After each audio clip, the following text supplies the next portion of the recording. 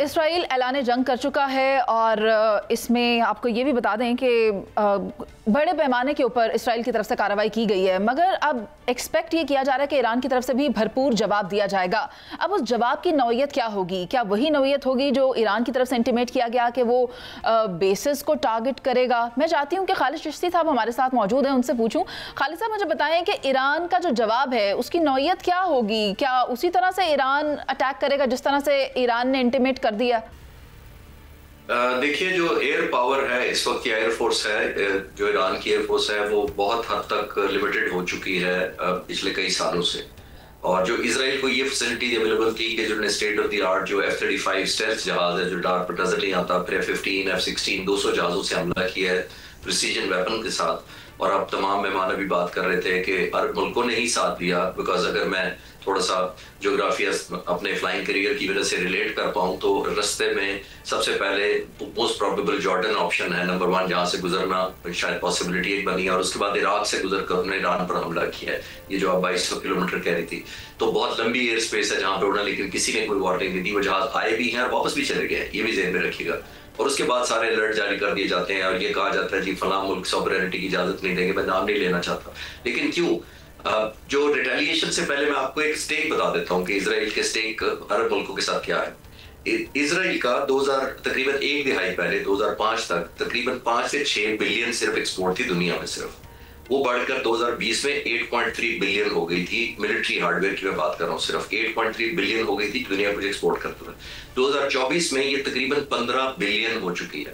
15 billion میں سے تقریباً آدھی جو ہے وہ انڈیا اس کا کسٹمر ہے، اور 25% یعنی چوتھا حصہ عرب ملک خود کسٹمر ہے اسرائیل کے۔ تو آپ خود اندازہ لگا لیے کہ جو اس کے کسٹمر ہیں، جو ان سے ویپن لیتے ہیں، ان سے ٹریننگ لیتے ہیں، ان کے کوڈز ہیں، ان کے سافٹ ویئر لیتے ہیں، وہ کیا اس کو ریزسٹ کریں گے؟ وہ آپ کا گیس ہے، اس میں کوئی راکٹ سائنس کوئی نہیں ہے۔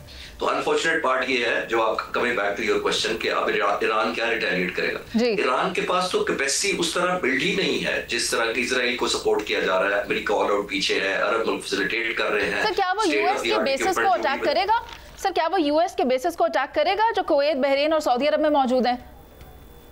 دیکھیے، میں تو as a student of military strategy یہی بہت سمجھوں گا کہ اگر اسرائیل کی انٹرسٹ کو ڈائریکٹ ہٹ کر لے، میرا نہیں خیال کہ کیپیسٹی وائز ریزالو ہو سکتا ہے، آپ کی ہمت ہو سکتی ہے دیں، لیکن میں نے تو کامنٹ کرنا ہے کہ ان کی کیپیسٹی کیا ہے، ان کے پاس انفراسٹرکچر کیا ہے، ان کے پاس جہاز آلموسٹ آبسلیٹ ہیں، F-14 اور فینٹم جہاز ہیں جو دنیا ساری گراؤنڈ کر چکی ہے، وہ ایران مینٹین کر کے ان کو کسی مشکل سے ان کو سروائیو کر رہا ہے، اپنی ایئر فورس مینٹین کر رہا ہے، کیونکہ ان کو ویسٹ کا کوئی جہاز دینے کو تیار کوئی نہیں ہے۔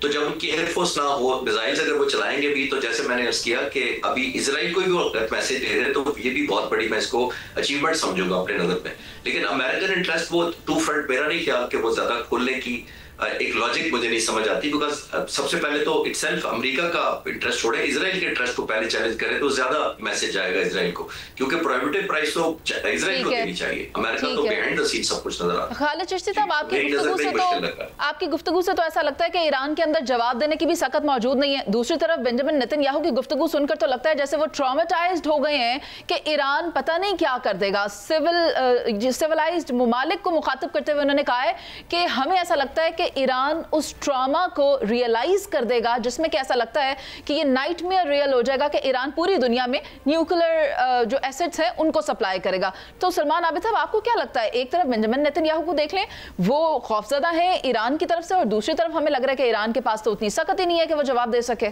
دیکھیں، چشتی صاحب نے ایک بڑا بنیادی نقطہ اٹھایا اور بہت اہم ہے کہ جس قسم کی سپورٹ اسرائیل کو اس وقت دنیا میں حاصل ہے، اس طرح کی سپورٹ جو ہے اسلامی ممالک کی جانب سے، بڑی طاقتوں کی جانب سے شاید ایران کو حاصل نہ ہو، یہ بات یاد رکھیے گا۔ اور دنیا میں جب یہ وار ہوتی ہے، یہ کسی پولیٹیکل آئسولیشن میں نہیں لڑی جاتی، آپ کی کنیکٹیویٹی ہوتی ہے، دنیا کے بیشتر ممالک آپ کو فیسیلیٹیٹ کرتے ہیں، آپ کو لاجسٹک سپورٹ کرتے ہیں، تب آپ جا کے یہ کام کرتے ہیں۔ اب مسئلہ یہ ہے کہ یہ جو ساری جنگوں کی پالیٹکس ہو رہی ہے دنیا میں، یہ تو بنیادی طور پہ جمہوریت کی ناکامی ہے نا، یہ تو بڑی طاقتوں کی ناکامی ہے نا، یہ تو OIC کی ناکامی ہے نا، یہ تو سلامتی کونسل کی ناکامی ہے نا، یہ تو اقوام متحدہ کی ناکامی ہے نا کہ آپ اپنے پولیٹیکل ریزولوشن جو ہیں ان کو پولیٹیکلی ڈیل کرنے میں ناکام ہو رہے ہیں، اور آپ جنگوں کی بنیاد پہ مسئلوں کا حل چاہتے ہیں اور جنگوں کی بنیاد پہ اپنی طاقت چاہتے ہیں۔ ابھی آپ نے نیتن یاہو کی بات کی، تو نیتن یاہو کوئی पहली दफ़ा ईरान पर हमलावर नहीं हो रहा। Exactly. उसकी तो पूरी पॉलिटिक्स को अगर आप देखें तो आपको लगता है कि वो एक जंगजुआना माइंडसेट जो इसराइल का है और ग्रेटर इसराइल का जो मंसूबा है उसको वो लेके चल रहा है। और उस ग्रेटर इसराइल के पीछे कौन है? अमेरिका उसकी पुश पे खड़ा है ना, बड़ी ताकतें उसकी पुश पे खड़ी है ना। तो इसलिए इसराइल जो है वो इस वक्त एक और डिफरेंट पोजीशन के ऊपर खड़ा है। फिर ये जो इस्लामी ममालिक है जिनको हम बड़ा बार बार उठाते हैं, उम्मत मुस्लिमा, इनमें से भी बेशतर ममालिक अमेरिका के साथ खड़े हुए हैं। अभी आपको इसराइल को तस्लीम करने की बातें सामने आ रही हैं, कई आपके अरब ममालिक जो है उसके अंदर पेशरफ उनकी नज़र आती है। तो इसलिए मुझे ये लगता है कि ईरान जो है वो थोड़ा सा समझेगा, उसको काफ़ी चीज़ें को गौर करके देखना है कि अगर हम किसी बड़े हमले की तरफ जाते हैं तो उसकी इम्प्लीकेशंस क्या होंगी। ईरान देखे ना, ये जज्बाती मामला नहीं है, क्योंकि जिस किस्म की सपोर्ट उनको हासिल होगी वो शायद ईरान को हासिल ना हो। तो इसलिए मुझे लगता है ये है कि ये सर देखना होगा कि ईरान की जो स्ट्रेटेजी है इस पूरे कॉन्टेक्स्ट में क्या है, और अगले चंद घंटों में अमेरिका खासतौर पे इसराइल के साथ किस तरह से बिहेव करता है, फिर उसका इम्प्लीकेशन। ईरान की एक स्ट्रेटेजी तो इसराइल भी वाजे कर रहा है, वो कहता है कि ईरान की स्ट्रेटेजी ये है कि नया प्लान क्या है इसराइल को डिस्ट्रॉय करने का। जी शहजाद भट्ट साहब। देखिए मुनीज़े, मेरी राय के मुताबिक तो ईरान जो है वो इसराइल की सोच से ज़्यादा रिटेलिटेट करेगा। ये बात आप पाक भारत जंग में भी कहते थे कि पाकिस्तान तो जनाब बड़ा छोटा मुल्क है, भारत के पास ये है, राफेल हो जाएंगे, ये हो जाएगा, वो हो जाएगा। फिर अटैक किया। मैं दावा कर रहा हूं कि ईरान जवाब देगा, भरपूर जवाब देगा। लेकिन मैं अपना वक्त आपसे लेने की बजाय मैं अगर आपकी इजाजत हो एयर कमांडोर साहब से एक सवाल पूछना चाहता हूं। हजूर, मैं आपसे ये पूछना चाहता हूं कि क्या जो आप फरमा रहे थे अभी कि 200 हथियारों के जरिए हमला कर दिया गया, जो मेरी इस बात से आप एग्री हैं कि क्या सेंटर में कोई इस्लामी मुल्क है जहां से फ्यूल भरा जाता है? एक। दूसरा मेरा आपसे सवाल यह है कि पाकिस्तान इस हालात में ईरान को क्या छोड़ सकता है? ये दो बातें हैं। देखिए, पहला जो आपने सवाल किया कि रिफ्यूल करने का, तो रिफ्यूल लैंड करके नहीं होगा मेरी नजर में, क्योंकि जहाजों में एयर टू एयर रिफ्यूलिंग की कैपेसिटी होती है और टैंकर साथ आता है। अगर आप 200 जहाज आने देंगे तो आप उसके साथ 2 टैंकर भी आने देते हैं। जिन मुल्कों की आप बात कर रहे हैं, मैंने नाम लिए हैं आपको ज्योग्राफिकली, आप गूगल कर लें, नक्शा खोलें।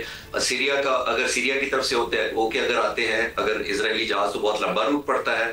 एक वो भी पॉसिबिलिटी है कि सीरिया के ऑलमोस्ट उनकी अपनी हुकूमत है और आगे इराक भी ऑलमोस्ट उनकी मोनोपोली है, तो हो सकता है वो रूट लिया हो सकता है जॉर्डन और इराक का रूट लिया। ये दोनों ही ऑप्शन है। दूसरी बात जो आपका सवाल था कि लैंड करना जरूरी नहीं है, ये एयर टू एयर रिफ्यूलिंग हुई होगी। और वैसे भी इन जहाजों के पास जितने वेपन्स हैं और जो ये जहाज हैं, ये 4000 किलोमीटर अप एंड डाउन कर भी सकते हैं, लेकिन रिफ्यूलिंग वो अपने किसी ना किसी मुल्क में जरूर हुई होगी डेफिनेटली। एक बात। दूसरी बात जो आप कह रहे हैं कि ईरान की जो आपने दूसरा सवाल किया है कि उनको करना चाहिए हमला, डेफिनेटली करना चाहिए। लेकिन मैं पेसिमिस्ट नहीं हूं, लेकिन मैं रियलिस्टिक हूं, मैं स्टूडेंट ऑफ स्ट्रैटेजी हूं। मैं ईरान की एयरफोर्स को स्टडी कर भी चुका हूं और करना मेरी इन द लाइन ऑफ शौक भी था कि अपने मुल्क पे, आपको पता है ईरान के साथ हमारे पिछले साल कुछ अनफॉर्चुनेट इंसिडेंट हुआ भी था और वो हमने ओवरकम किया था। उस वक्त मैंने अपने एक यूट्यूब डॉक्यूमेंट्री है, मैं अपने नाम से बनाता हूँ, तो वो मैं उस पर कॉमेंट भी किया था।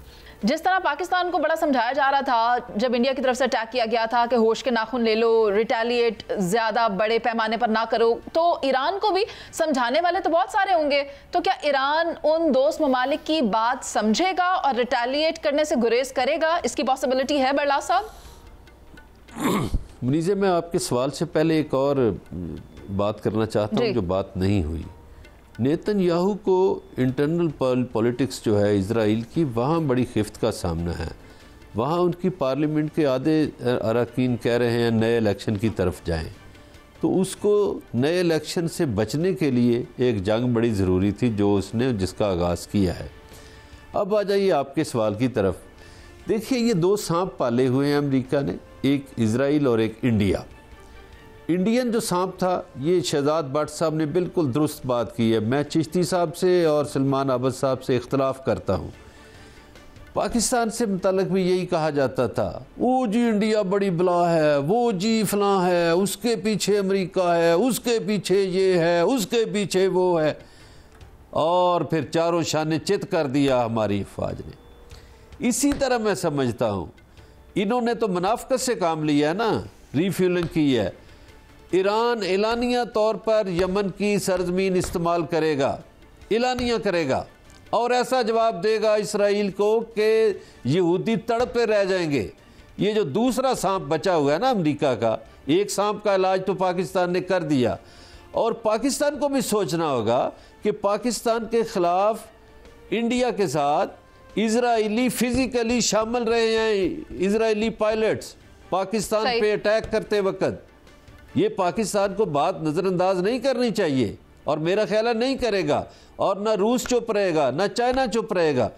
یہ تو نہیں ہے کہ امریکہ اور یہ چند جو عرب غلام حکمران ہیں مسلمان ملکوں کے کہ ان کی مرضی سے دنیا چلے. نہیں، اب مرضی الٹ ہو رہی ہے. امریکہ کے اندر فسادات پھیلے ہوئے ہیں، ان کو تو کنٹرول کر لیں، وہاں سنبھال لیں اپنے آپ کو. اسرائیل کو ایسا جواب ملے گا ایران سے کہ وہ بہت دیر یاد رکھا جائے گا. اور وہ جتنے منافقین ہیں ان کے لیے بھی کافی ہوگا. مظہر برلا صاحب، اب سوال یہ ہے کہ وہ جو عالمی ادارے موجود ہیں وہ اپنا کام کب کریں؟ کیونکہ UN charter of human rights اور بنیادی انسانی حقوق کی خلاف ورزی کرنے والے کے خلاف اگر کوئی کارروائی نہیں کی جا رہی ہے تو پھر ان عالمی اداروں کا کیا کام؟ اگر اسرائیل کی طرف سے یہ دعویٰ کیا جاتا ہے کہ وہ ایران پر قابو پالے گا، ایران کو نکیل ڈالے گا، تو پھر اسرائیل پر قابو پانے والے ادارے کہاں ہیں جن کو اسرائیل کی طرف سے فلسطین میں کی گئی بربریت نظر نہیں آ رہی، غزہ میں ڈھائے گئے مظالم نظر نہیں آ رہے؟ اب ایران کی طرف اگر اس کی پیش قدمی اس طرح کی ہو رہی ہے، وہ سب نہیں دکھائی دے رہا، تو پھر آنے والے وقتوں میں ہم مستقبل میں کیا دیکھ رہے ہیں؟ کیا تیسری عالمی جنگ ہو جائے گی؟ یہ تمام سوالات اپنی جگہ موجود ہیں.